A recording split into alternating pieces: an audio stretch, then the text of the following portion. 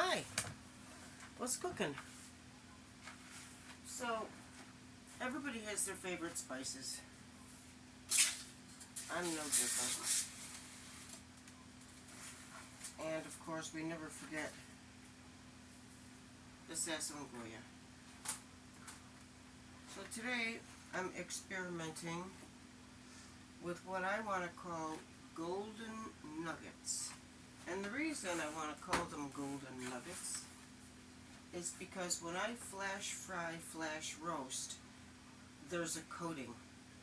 And it comes off, and it's in oil, and I take the finished product out of the shallow bed of oil and I strain it, and what remains is the coating, and it's more like a spread, and I call it gold. So I've taken a pound of hamburger and I've rolled it out flat. I'm going to get an egg and beat the egg up in a cup.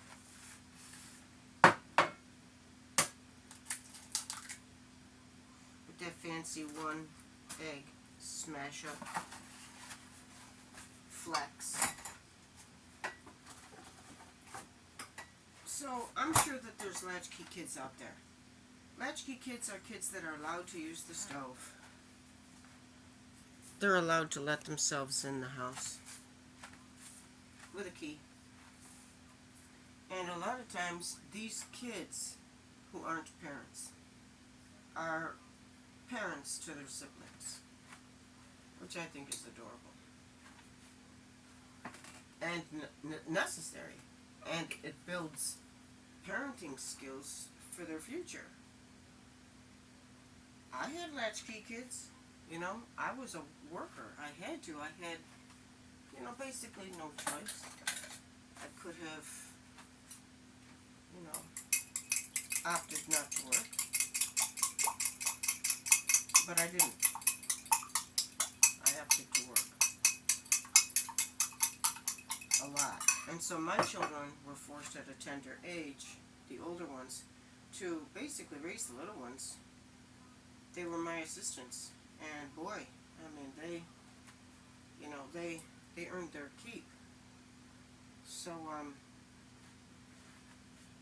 they learned how to do things that normal kids don't learn how to do. So I'm here for those kids.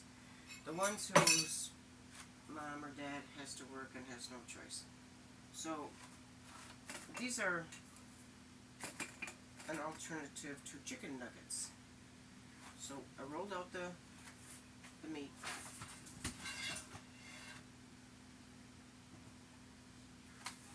Now, beef has fat in it, so you want to just take a box of breadcrumbs. And I'm saying just lightly, scatter breadcrumbs over the surface. Just enough to absorb any extra liquid, like you're going to be adding egg. So your hamburger is going to feel a little on the soupy side, but again, that's all going to evaporate. I have a couple of my favorite spices. I've got a little crushed red pepper. I call this a kiss. A little bit. Kiss of cayenne.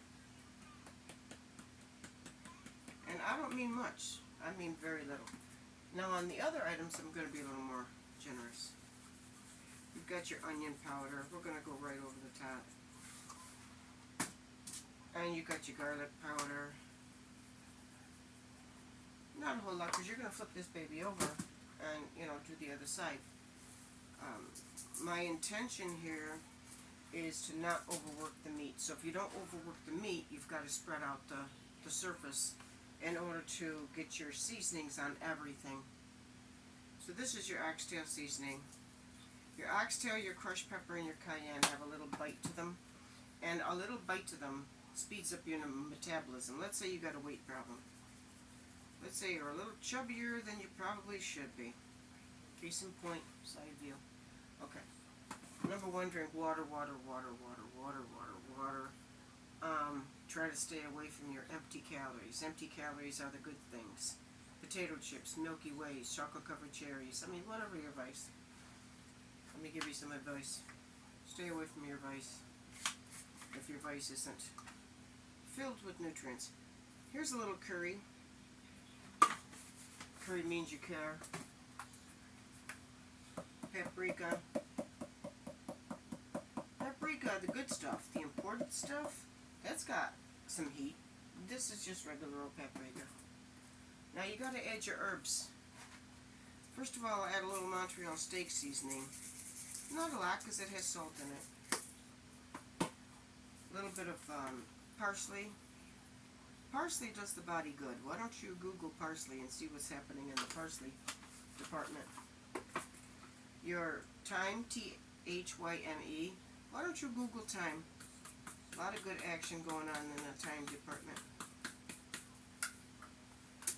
You've got some tarragon.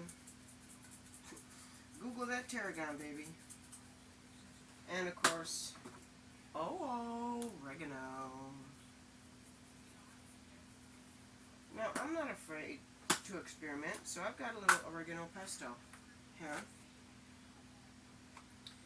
And we'll take a clean fork, not a fork we just scrambled the egg with. It's got oil on top, so you got to kind of dig past the oil. Get a nice little spoon of that action. Spread it across. And don't forget garlic. Now, garlic and onion can be enhanced by the flavors of the onion powder and the garlic powder. Same thing with the oregano pesto. Getting along pretty well with the oregano. I've got some garlic, minced garlic in oil. I don't know about you, but I don't have a lot of time on my hands. Garlic is another thing you want to look up. Garlic and onions, you Google those guys. Oof. As they say in some languages, oofa. Oofa.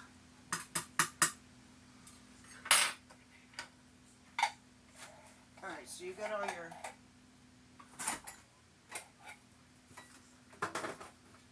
seasonings in there. Now, I don't know how you got it, but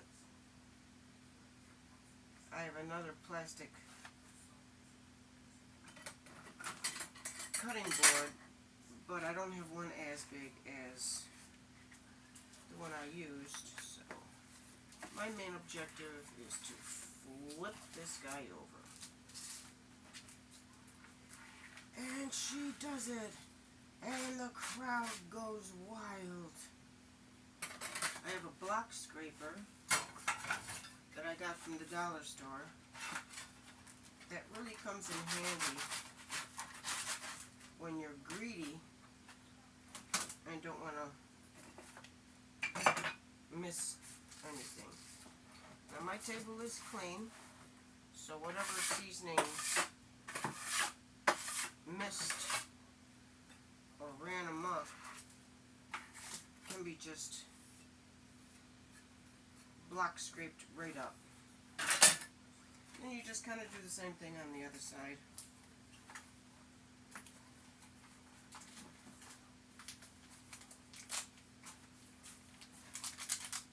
I'm going to put a little bit of oil in a pan when this is nearly done. So I've got a whole pound of hamburger, so 1 whole pound of hamburger can have 2 of these orange packets and not really feel the burn. I'm going to give it a little more Goya adobo. That's got a little flavor to it. The completa.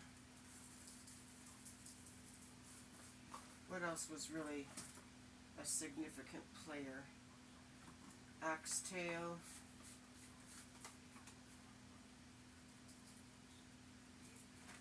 Curry. And again, you don't have to use all of them again.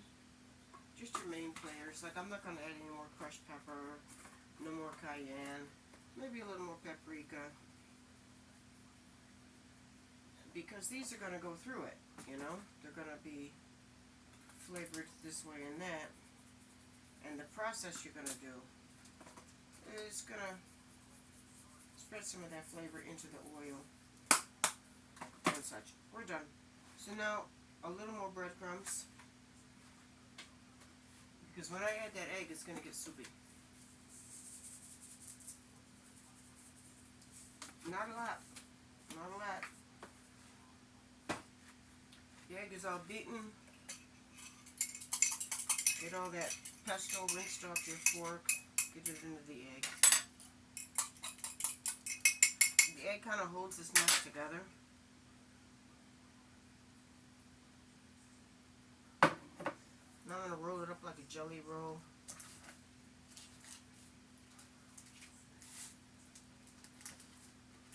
Because I don't want to overwork it. When you overwork your meat, it gets tough. And I don't want these to be tough. Could transfer this to a bowl. Wouldn't be a bad idea. Let's transfer it to a bowl.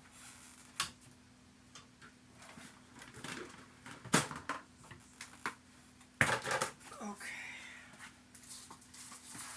And your block scraper comes in handy,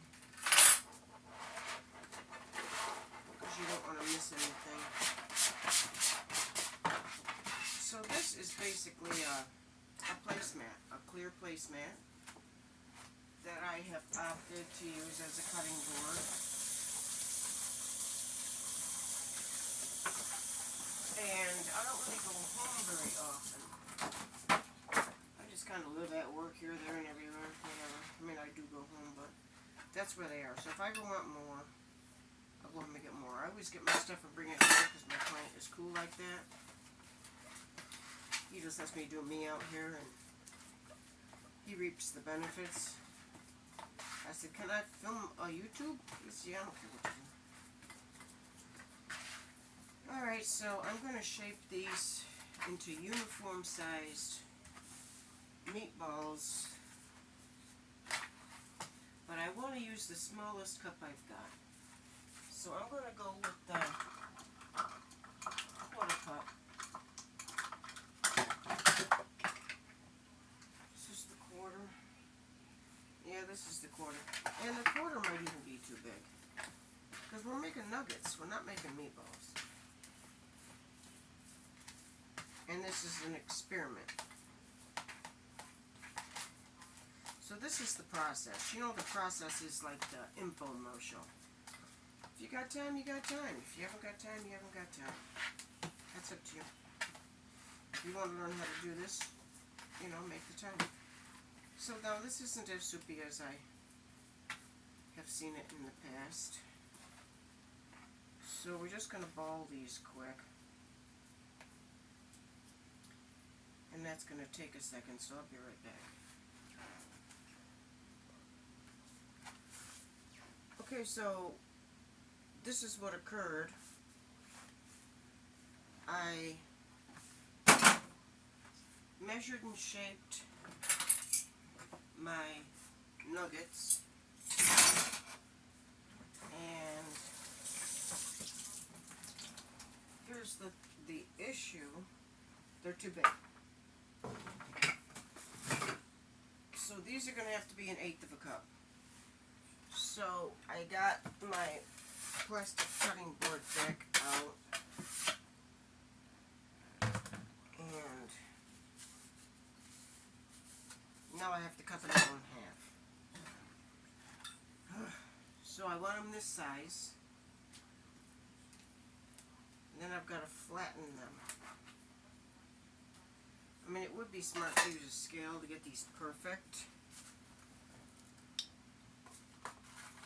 And I happen to have one that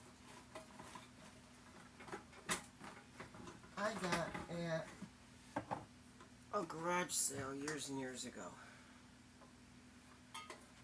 So if you want perfection,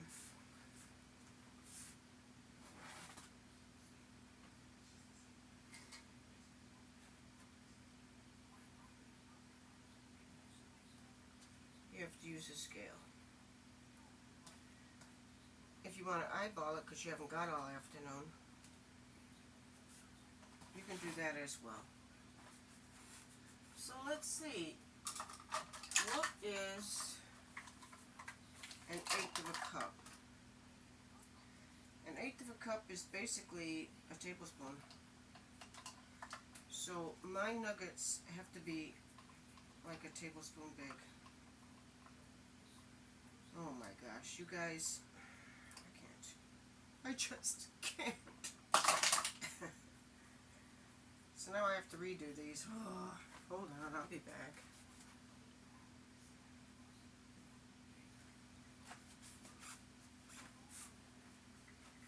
I measured 1 tablespoon and they looked a little on the small side, to be honest. So I put 2 tablespoons together and I got a little ball. These are going to be complicated and I'll tell you why. I'm going to flatten these. I'm going to coat them with flour. I'm going to flash fry them. Then I'm going to let them cool. Then I'm going to put them in egg and breadcrumbs. And then I'm going to fry them again. The reason I'm taking the first step is to get that delicious coating on them. And I want to trap it in there because I want these to be the best beef nuggets anybody ever tasted. Right. So the first step,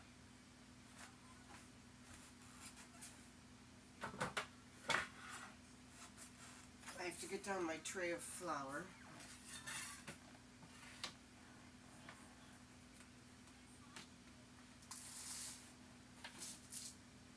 I reserved some of the big meatballs because this is an experiment.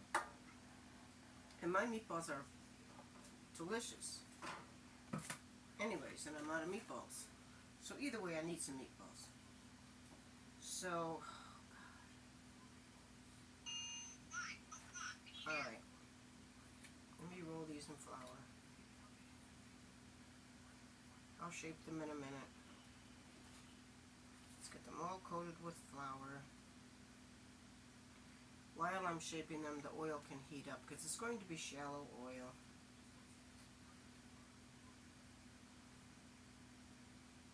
Now this is how you do Swedish meatballs, because your Swedish meatballs go in the gravy. So this is a step you all may be familiar with.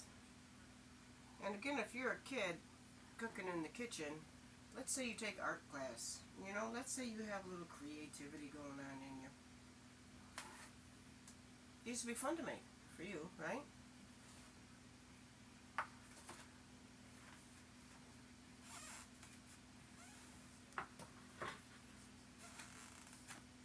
So now I'm going to press them, and you can use anything to press them. You can take the lid of something, so you've got them circular. That's going to guarantee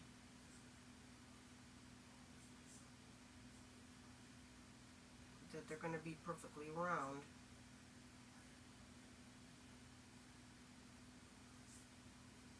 So you just squish them and you look, you know, you don't want them too flat.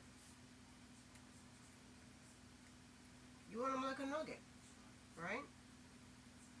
Now the reason I went for larger is because sometimes these shrink. So as it works out, I can squish this until I see the meat coming out on all sides. And that's going to make for uniform thickness. So now I know that they all weigh the same. They look like baby hamburger patties. So if these don't shrink, because I used 90% beef, and so chances are they might not shrink, and then you got this big old fat nugget, which if that's the case, I should have stuck with my original creativity. Sometimes you're not supposed to question the original when you're in creative mode. When you're writing a poem, you're never supposed to change it. Whatever comes out comes out. And I guess the same rings true for the nuggets. So we can always call these fee-fi-fo-fum nuggets because they're big. And there was a story about a giant that lived in a beanstalk. And he would say, fee-fi-fo-fum, I smell the blood of an Englishman. And so I could call these fee-fi-fo nuggets. Alright, so I've got them shaped. This is what they look like temporarily. Now I will get the oil started. And I cooked something in that frying pan this morning, so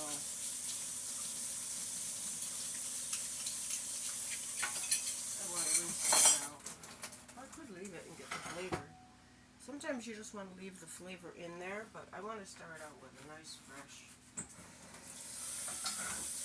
surface because it might bring all the flavors out there from prior.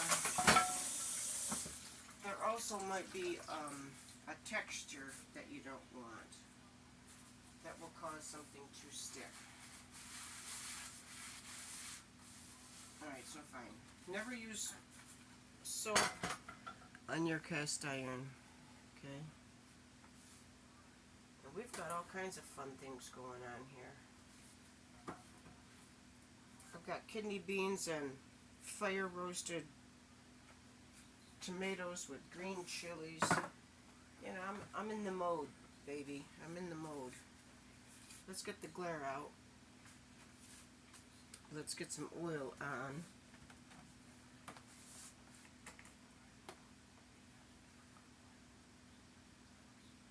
Again, about yay. I've got that on high. That shouldn't take long to heat up. I'm going to get my baking pan ready. Because if I do this the traditional way, I'm going to have to pop them in the toaster oven, right? I mean, that's the deal. I don't know. Guys, I'm learning.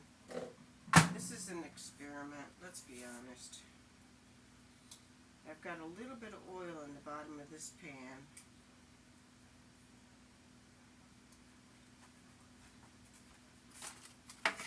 Ready.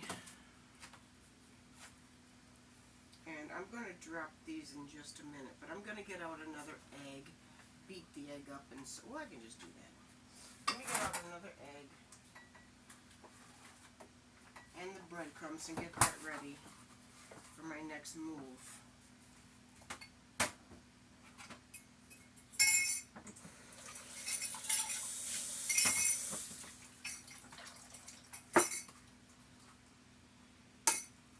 Again with the fancy one-handed action. Whoop, whoop.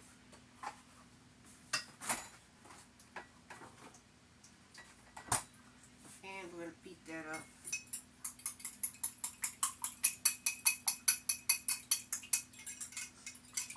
You might want to add a little bit of water so it's not so hard to deal with. And I mean just a drizzle. Make an egg wash out of it, and I have to keep an eye on that.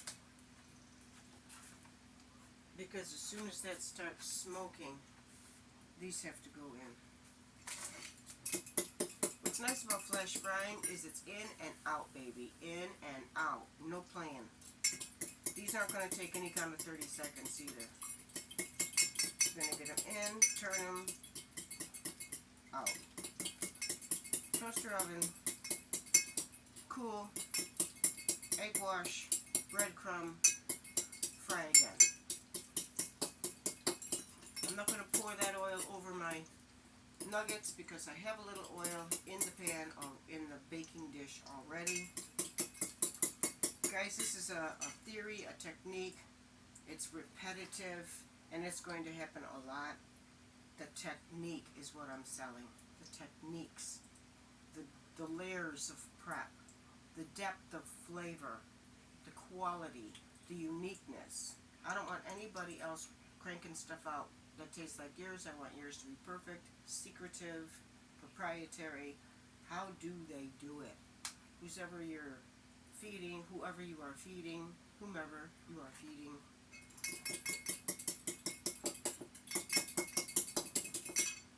You want them to be able to say, oh my gosh. You might even take, samples to a restaurant. Hey, here's an idea. See if it'll work for you. It'd make a nice appetizer menu. Golden nuggets. And I'm going to call them gold-in because the coating that comes off my meat when I do the flash fry, flash roast, I call it gold.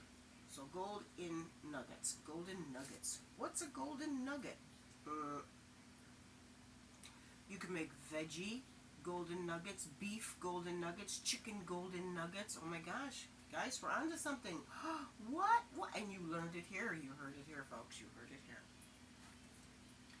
So while that's heating, I'm just going to roll them and roll them and roll them, the balls. Because I had to pinch off a little of each one to make that last one the same size as the others. This is complicated, you guys. This is like Chef 101. Chef 101 really is like when you're teaching your own behind these tricks, and then you teach them. The best way to learn is through teaching. And sometimes you coach better than you play the game. I coach better than I play the game. I can make a great mentor, but is my life all tidy and perfect? No. But at least I'm trying. That's all we can do, folks, is try. My oil is smoking. And I'm not afraid of no raw beef. So I did try these. A little pinch, and they're quite lovely. Get them in and out.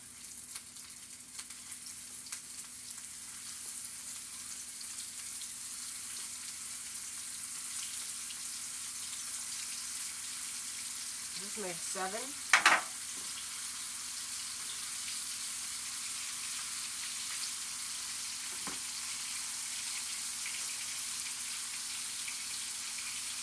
And it's not, I'm not even going to let it go 10 seconds, guys. I'm going to get them in and get them the heck out. Hurry, Coco. Yeah, that's what I thought. Yeah.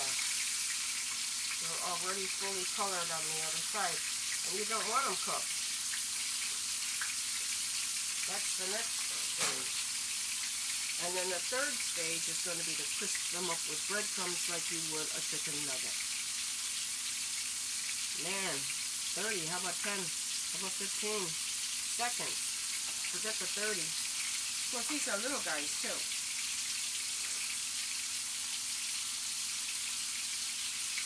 Blinded by the light. You gotta take a look, folks. And sure enough, get these out of there. Turn the heat off. You got that silver razor blade spatula.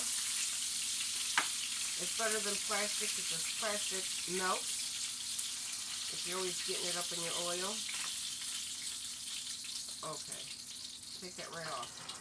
We're going to use that for the next step. I'll strain that. Oh Lord. In a minute. Get these right into the toaster oven. Let's get these in the toaster oven. I'm going to give them 3 minutes because they're babies. My God, you give them 5 minutes, you're gonna dry them out.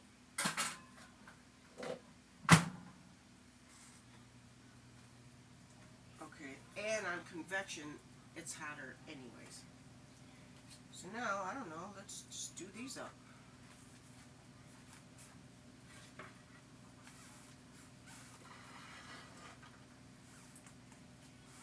Put that oil back on.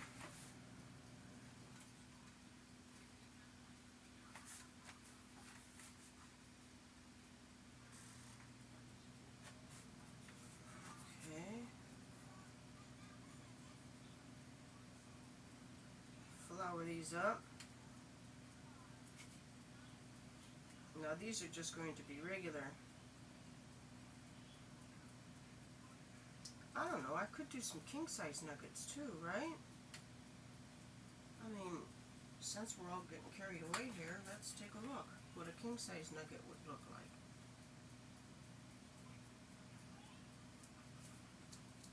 I mean, it's a possibility.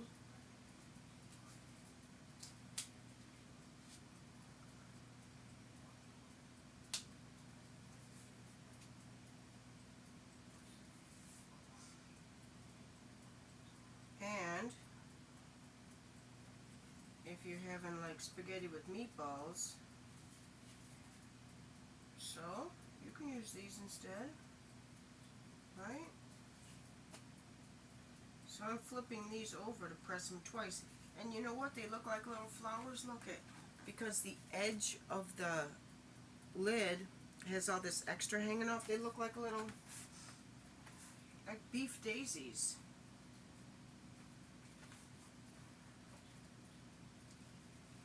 Oil is hot again. I gotta hurry. You can't be fooling around, man. You gotta be moving it.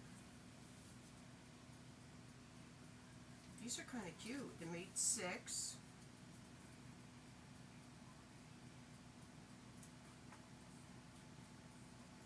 And I thought you had to be 18 to smoke. Tell that to the oil.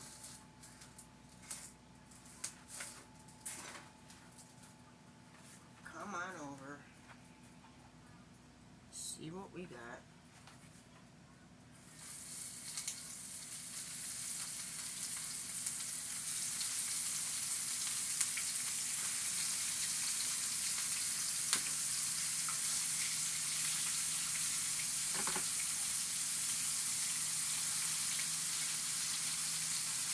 Hallelujah! They all said.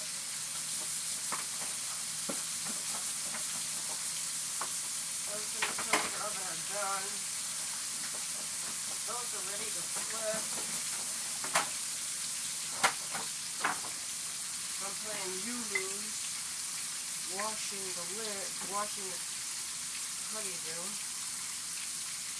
Blinded by the light.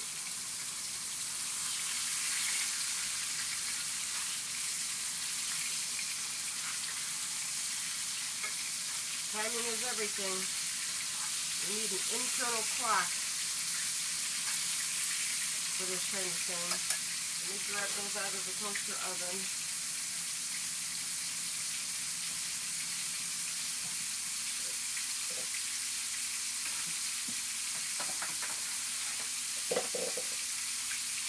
So these have to go in a rack. Come on, Coco. Right in there. Get those out of there, Coco. Hurry up. Oh my God.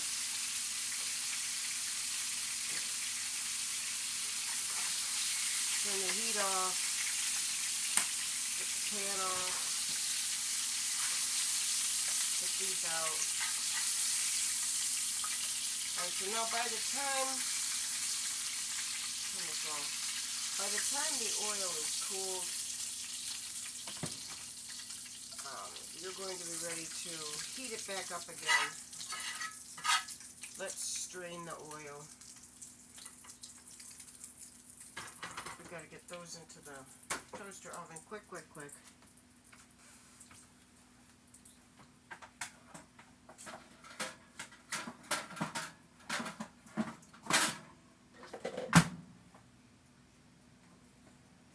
Those will get flipped because they're larger. So now this has to be drained. And I'm going to put it into this frying pan. But I need a sieve. So you got your sieve. Just pour it in there.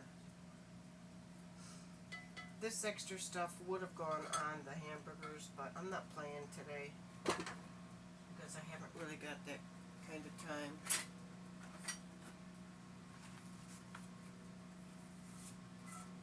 I will, however, scrape it out. Now these kind kind of didn't go over a minute, or did they? Half minute, half, yeah, they went over a minute, total timing. And you don't want to save anything that went over a minute.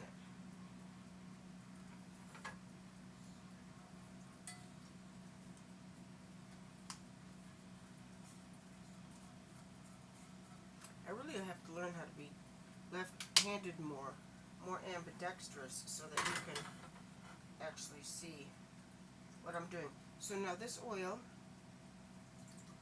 goes right back in.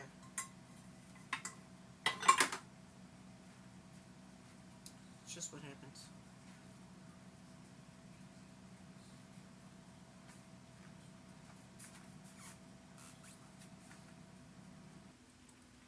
Alright, so these are the larger of the two. And I'm going to flip them over.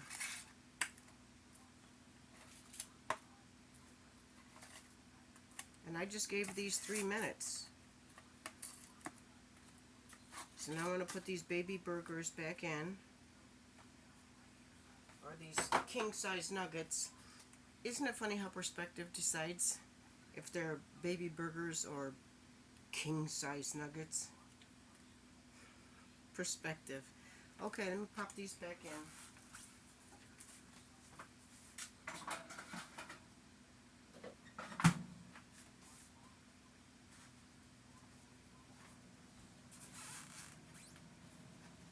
Okay. These are most likely cool enough to be egged and breadcrumbed. So let's see. I'm going to put the oil on low. I'm going to add a little bit more.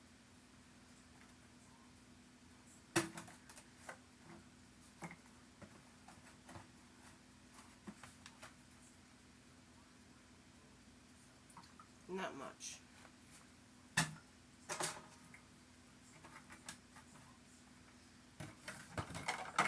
Kind of excited. Let's see. Nervous. Ah. So I think I beat that egg up.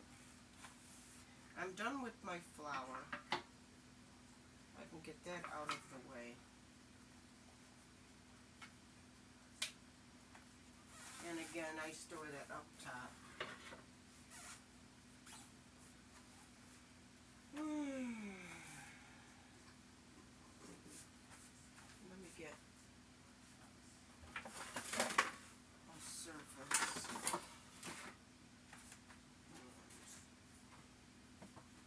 So how am I going to do this? Am I going to dip them one by one in the egg? I don't know. What's the fastest way to do this, you guys? I don't really have a lot of time to be playing around. Alright, so let's dip one egg in.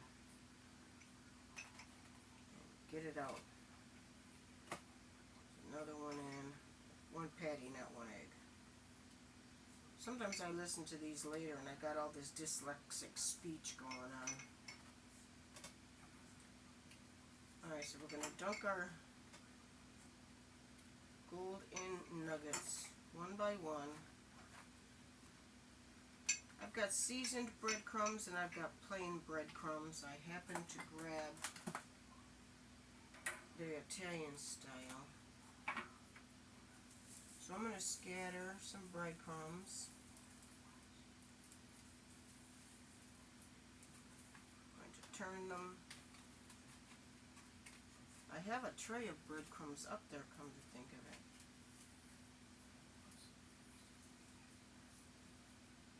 Okay, now I'm going to breadcrumb these babies up. And if I've got a tray of breadcrumbs up there, I would just as soon grab them. I normally have my hair up, but it was wet, so I'm letting it dry. Normally, taboo on the long hair when you're cooking. But again, I'm in a super duper hurry and I'm trying to be careful.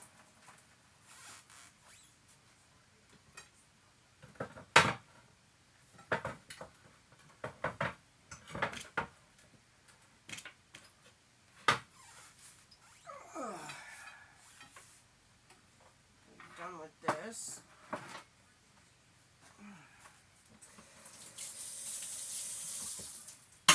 You know, this was one of my better investments. It's like a 12-inch rack. And I have used it for more things than I can think. It just comes so in handy. Here's the flour, there's the plain one, the empty one. Put those back up there. This is the one with the breadcrumbs on it. And let's just shove them all right in there. Get them really coated up nice.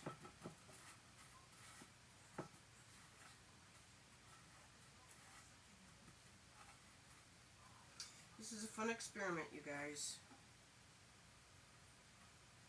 Getting more on me than anything.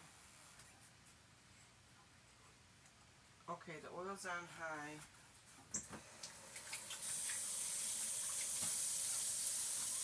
Turn this on so I can monitor the smoke. I'm going to clean the top of the stove because it got kind of questionable.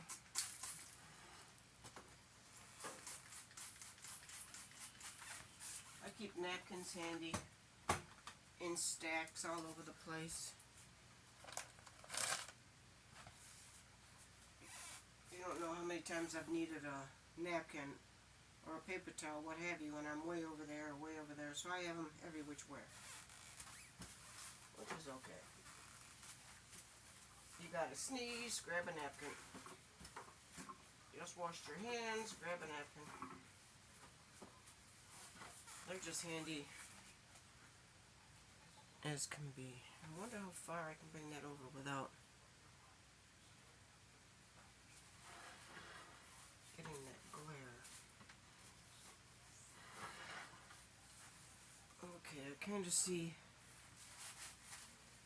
some smoke, so let's do this.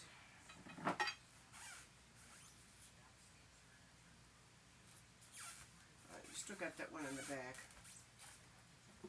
The hardest part of these videos is the lighting. It's really annoying. Alright folks, here we go.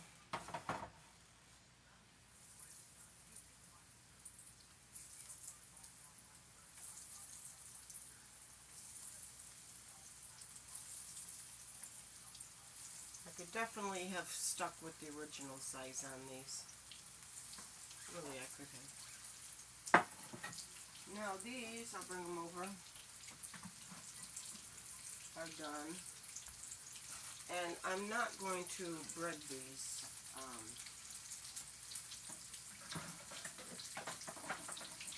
Mini burgers. I'm going to save them as flat meatballs for spaghetti, or you can make a tunnel out of them, or. That's the whole point of my, something, that internal alarm is going off in my head. It's saying, flip those, flip those.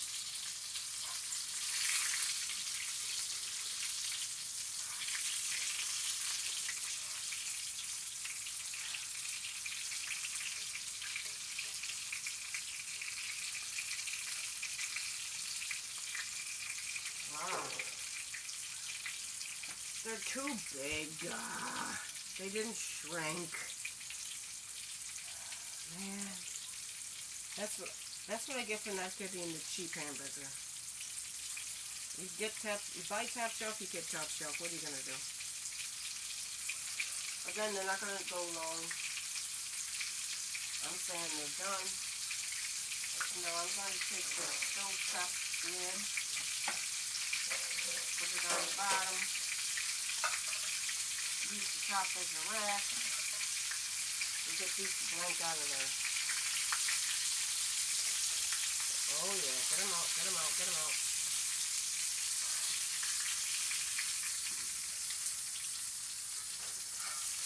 And then we'll do this short clip about how I made beef nuggets. But you got to see how they were made. Quite lovely, might I add. Hold on.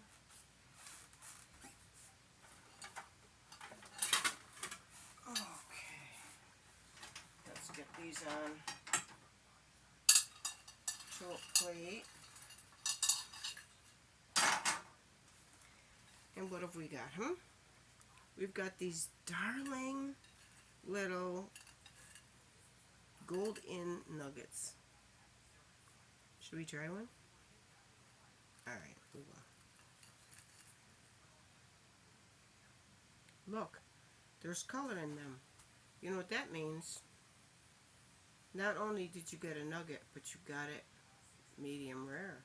And if you don't want it this color, you put it back in the toaster oven.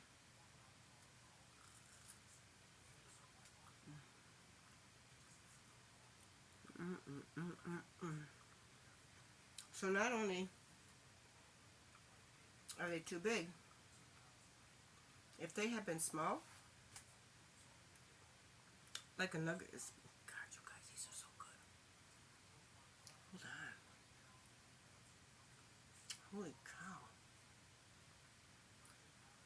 And you know what? Another thing I learned. The meat keeps cooking as it rests. So if I'd cooked these till they were the right doneness, they would have been too done. What?